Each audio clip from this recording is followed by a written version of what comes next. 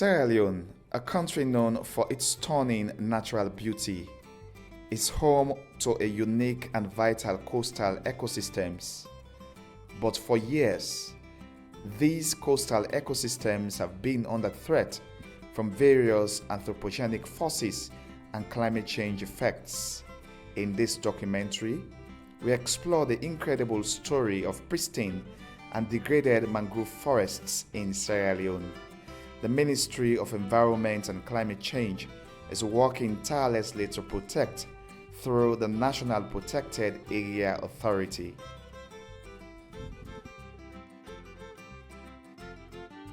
Mangroves are not just another stand of trees. They are a lifeline for both nature and local communities. They provide critical habitats for diverse marine life, including fish, crabs, and birds, and serve as coastal defense against coastal flooding, erosion, and extreme weather events. Sierra Leone's mangroves are essential for the country's food security and climate resilience.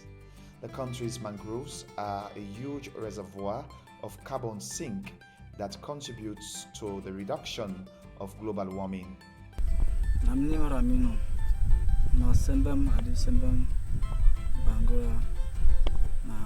Fish are the fishing for life, believe. We they can't full stop at the way they don't stop on cut. Now with the cage, but so the way them they cut I'm not going to catch fish. Mangrove restoration efforts have been carried out in the Scarces River estuary, the Sierra Leone River estuary, the Yongi Bay, and few areas in the Shabo River that host more than 40% of the total mangrove cover in Sierra Leone.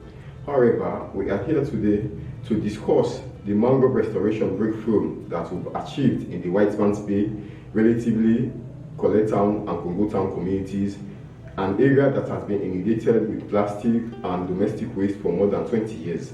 These areas have been declared to be barren and infertile for mangrove growth. However, in 2015, an assessment that was done for restoration exercises of mangroves along the coastal landscape of the Sierra Leone River estuary declared this place to be infertile for mangrove growth. Consequently, the CRS provided funds to Kodosapa and FEDOP in collaboration with NPAA. They carried out some mangrove restoration, some 40,000 propagates that were planted along this area under review. We've achieved a 95% success rate and an average height of 1.5 meters. We appreciate this breakthrough because we want to replicate this case study to other inundated areas along the coastline of Sierra Leone. We have a lot of areas like the Town, Congo Town landscape that has been inundated over the years. In that regard, we are calling on donor partners in development, well-wishers, and even private sector people to come on board to help us restore most of these degraded areas. These areas have been littered with plastics, and the plastics have caused a wide range of problems for marine wildlife.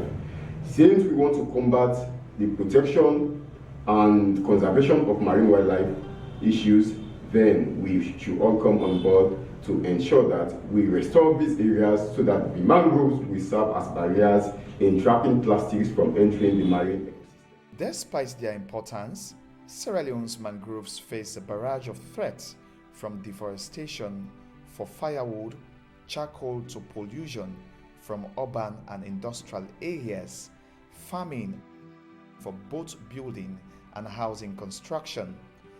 These activities have led to a significant loss of mangrove cover, endangering the entire ecological integrity of the coastal ecosystems. It has actually involved in a number of mangrove restoration in the Aberdeen Creek area as well as the Man of War area. And so the work actually involved community participation in which community-led organizations, particularly Federation of Urban and Rural Poor, it has been very critical in the work. So they are involved in the planting and the tracking of the growth process of the mangrove. And they are using a digitized tree tracker platform in order to actually monitor the growth process. So that model has actually helped in ensuring sustainability of the growth process. But the involvement of the community has become very critical, and it has led to actually the ownership of these projects by the communities.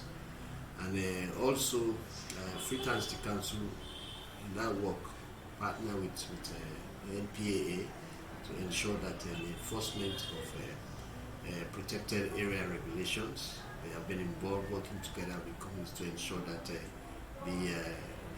mangroves that are being restored are protected by the communities. Mangrove restoration has been a principal responsibility and target for government. The success story is the maintenance tracking for the mangroves to survive, and tracking is done to monitor growth rate. The community growers, together with the game guards, often visit the sites to remove trapped plastics and debris from the mangrove seedlings. The growth and maintenance were done in trenches, 1 week old in every 2 days, 2 weeks old in every 3 days, summed up to twice a week. Before this time, mangrove, the purpose of mangrove, to we the community, now will be the court. The people that be the court, that they go seller, that they get huge amount of money. So man, that they hire boat, that they go seller, that they get money. Then apart from that, that they cut them back again for build houses. They see the stick, mangrove that is stick there. Now something where they take.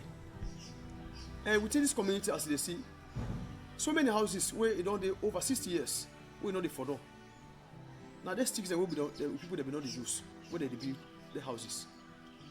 But it can't happen for say there's an intervention from international organizations for say for protector.